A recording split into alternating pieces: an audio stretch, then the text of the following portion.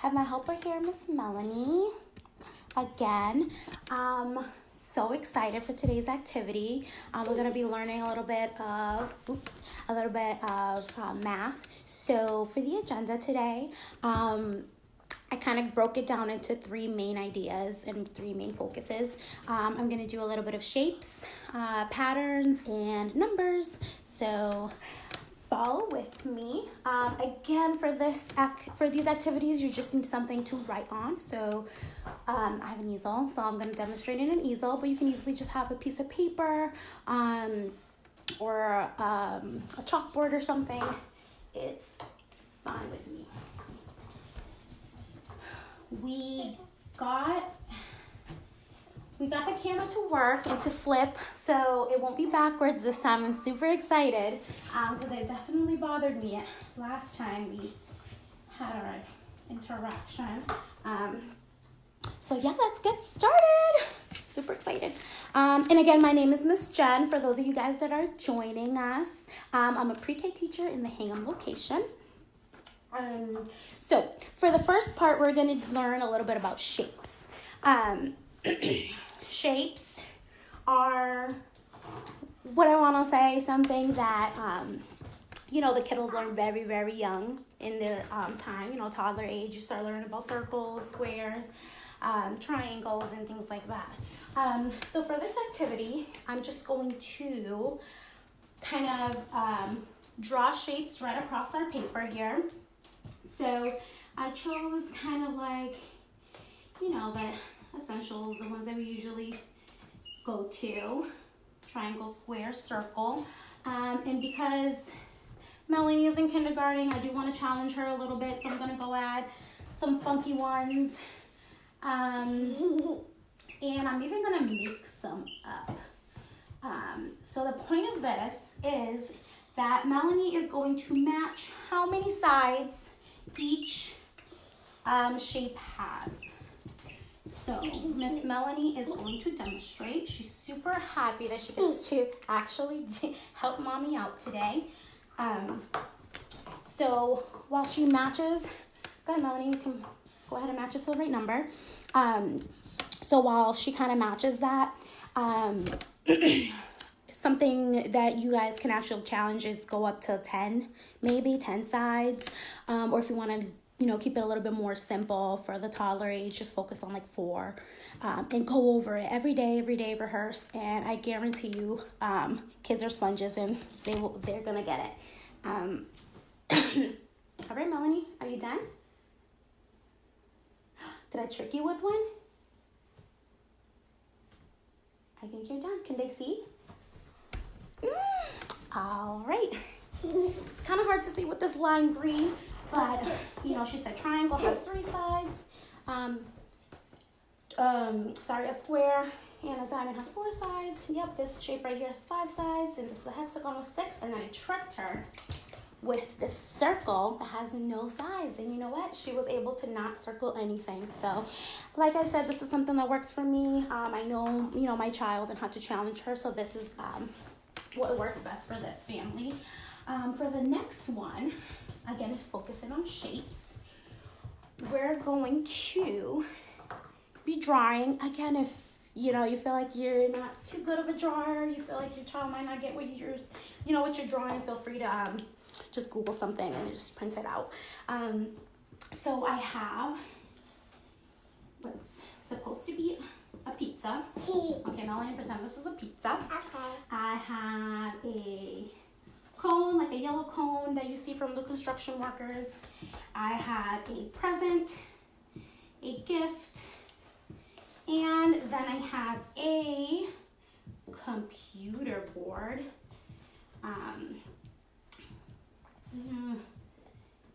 You don't have to write the letter. You get the points, right? So I'm going to go ahead and actually draw the shapes on this side, and Melanie has to connect, which shape corresponds to, the right correct shape. So Melanie's going to go ahead and do that. this exercise can also be done.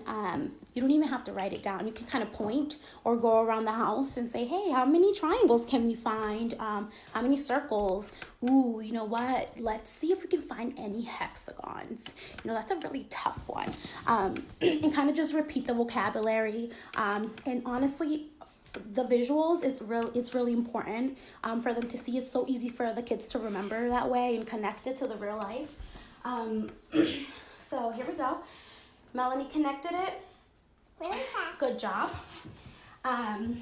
So thank you for that, Melanie. Now for our third activity, it's a fun one because I'm into coloring and, you know, kind of searching for things. So you kind of draw an item or an object or anything. I chose to do a butterfly. So I'm gonna go ahead and draw a humongous butterfly. And I'm just gonna draw some shapes in it. Again, you can spice it up, you know, depending on your child. But I'm drawing my shapes. And if you have crayons at home, you know, if you have a child that likes to color, or if you like the child that likes to find things, this is a perfect activity. Again, you can do like a little code. You know, all the circles are gonna be colored green. You know, all the squares are gonna be colored red, and so on. So eventually, Melanie will come up, and can you just do the circles for me? The circles are gonna be green. So Melanie will go ahead and find all the circles for me, and just color it in green. And this is it's very fun. You know, they're not thinking like, ooh, coloring shapes. You know, they're not really getting bored with it or anything. You know, if for boys, or it can be girls, if they're into cars or something, maybe you can draw a car and then put some shapes into that. Flowers, unicorns, a big thing, mermaids. I mean, you guys can vary. All right, baby. And, you know, it kills some time. They get to doodle and color and have some fun their way. All right, Melanie, I'm so sorry. You're taking a little bit too long, babe. All right. There we go. Can they see it? All right, and essentially she'll move on to do the rest of it. So maybe this is a good activity to do on paper, right? So they can choose their markers and crayons that they want to do.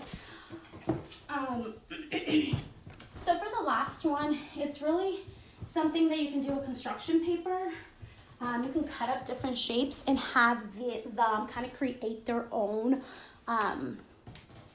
like their own object or their own person or something. So I came up with a couple ideas, like using shapes.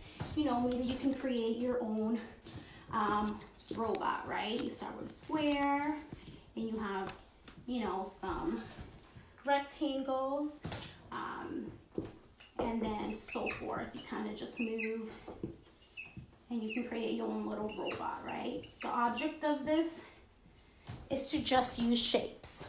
Or maybe, you know, they want to just do a smiley face. So there we go. We're going to do a smiley face, you know. And you go, you know, circle, heart, you know, semicircle, and so forth. And they can have lots of fun creating and recreating. And please feel free to join your children. They love doing work with their parents. All right. So that is it for shapes. We're going to move on to some patterns. Pattern activities. So for the first activity, I'm going to do my own pattern, and Melanie has to kind of decide what pattern is missing. So what's the missing pattern that goes after it? I'm going to keep it very simple, just to see where she's at, you know, what she can get, what she can't. And I'm going to go ahead and put 3 options for her on what she thinks might be next. Based on the pattern, Melanie, which one do you think comes after? She can go ahead and circle it, or she can go, you know, the child can go ahead and write it in and draw it in. kind of depends. So go ahead, Melanie. Which one do you think it is? What's the pattern Mommy wrote on the board?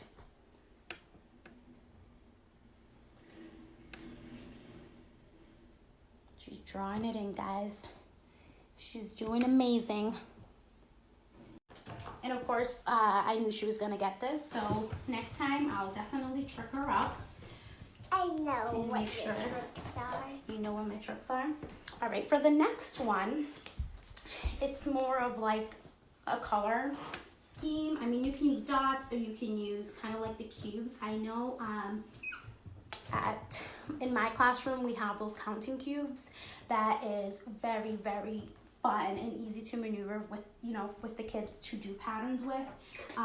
So I love using those. So they might recognize if you do this on paper. We also do the counting bears. It's a really good hit. And if you mention those, they know what we're they know what we're talking about. So I made this pattern. And again, I'm focusing on color now. It can be absolutely anything, right, for patterns. And you know, then you leave like this blank and have them fill in what color it is. This time we're doing an ABC pattern, which I'm gonna get into next after this activity and kind of explain to you the different patterns that they are, so that you do have options in case, you know, the AB pattern is very easy for your child. So Melanie, can you just tell me, what do you think comes after the blue? Purple. Okay, and then after purple, what comes after purple? Green. And then comes Blue. blue. Good job. So Melanie knew this pattern. She's actually very good. Very good with patterns. So so now I'm going to explain to you the different patterns there is.